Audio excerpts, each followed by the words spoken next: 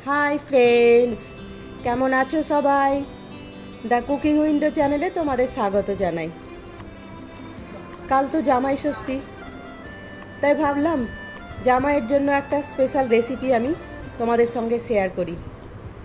सेई जोन्नो आज आमी भापा दइयेर रेसिपि निये चले एसेछि। आमी आम दिये भापा दई करब आज। तो तार जोन्नो देखो आमी प्रथमे 400 ग्राम मतो दई निয়েছি। 400 ग्रामेर একটা কোটো।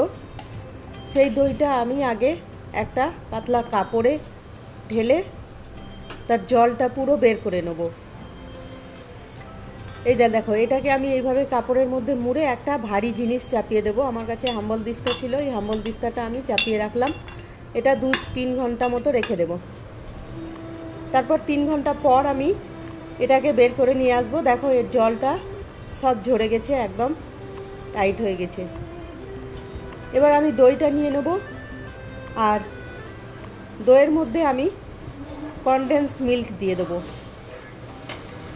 এই কনডেন্সড মিল্ক আমি ঘরেই বানিয়েছি আর এর রেসিপি আমি তোমাদের ডেসক্রিপশন বক্সে দিয়ে দিয়েছি, তোমরা গিয়ে দেখে নিও। ঘরের বানানো, কোনো প্রিজারভেটিভ দেওয়া নেই, খুব ভালো, পিওর এবং হেলদি। এতে আমি 4 চামচ মতো কনডেন্সড মিল্ক দিয়ে দিলাম আর একটা আম কেটে তার পিউরি বানিয়ে রেখেছিলাম, সেই আমের পাল্পটাও দিয়ে দিলাম। দিয়ে এবার এটাকে খুব ভালো করে মিক্স করব। বন্ধুরা, তোমরা রোজ যারা আমার ভিডিও দেখো, লাইক করো, কমেন্ট করো, তাদের সকলকে অসংখ্য ধন্যবাদ। আর যারা নতুন আমার ভিডিও দেখছো তাদের কাছে আমার রিকোয়েস্ট, চ্যানেলটা সাবস্ক্রাইব করে রেখো, তাহলে যখনই আমি কোনো নতুন ভিডিও দেবো তোমরা মিস করবে না। এই যে দেখো আমি ওটা খুব ভালো করে মিক্স করে নিলাম, নিয়ে তারপরে আবার একটা পাত্র নিলাম, নিয়ে তার মধ্যে একটা বাটার পেপার দিয়ে এবার আমি এই মিশ্রণটা ওর মধ্যে ঢেলে দেব।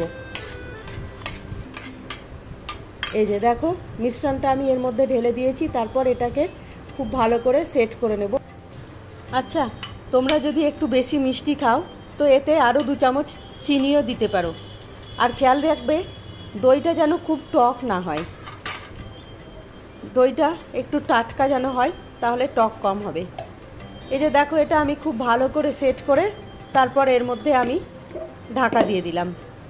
এবার আমি একটা কড়াই নেব আর কড়াইয়ে 1.5 গ্লাস মতো জল দেব। জলটা দিয়ে জলটা ফুটতে দেব।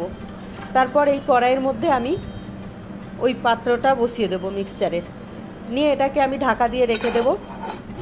এটা ঢাকা দেয়া থাক। এটা অনেকটা সময় লাগবে, প্রায় আধ ঘন্টা সময় লাগবে। আধ ঘন্টা পরে আমি ফিরে আসব। ফিরে এসে দেখব কেমন হয়েছে। গ্যাসটা বন্ধ করে দিলাম, দিয়ে এবার আমি ঢাকাটা খুলে একবার দেখে নেব। হ্যাঁ, এটা হাতে লাগছে না, শক্ত হয়ে গেছে, মনে হচ্ছে হয়ে গেছে। এবার এটাকে আমি নামিয়ে রেখে দেব ঠান্ডা হওয়ার জন্য।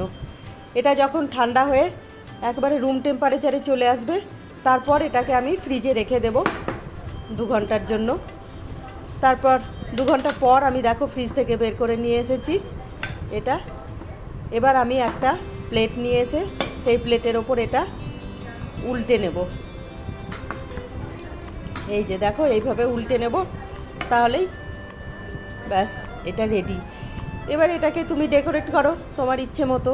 যেহেতু আমি আম দিয়ে বানিয়েছি, তো আমের ফ্লেভার আছে, সেই জন্য আমি ওপরে আম দিয়েই এটাকে ডেকোরেট করছি সুন্দর করে। বন্ধুরা, আমার এই রেসিপি তোমাদের কেমন লাগলো কমেন্টে অবশ্যই জানাবে, আর ভালো লাগলে একটা লাইক করে দিও। আর তোমরাও এখন গরমে ট্রাই করে দেখো, এটা খুবই সুন্দর বনবে এবং খেতেও খুব ভালো লাগবে। এই যে দেখো দেখতে খুব সুন্দর হয়েছে, তাই না? খেতেও কিন্তু খুব ভালো হয়েছে। আজ তাহলে আসি, কালকে আবার দেখা হবে নতুন একটা ভিডিও নিয়ে। তোমরা সবাই ভালো থেকো, আর ধৈর্য ধরে আমার ভিডিওটা দেখার জন্য তোমাদের সকলকে অসংখ্য ধন্যবাদ। বাই।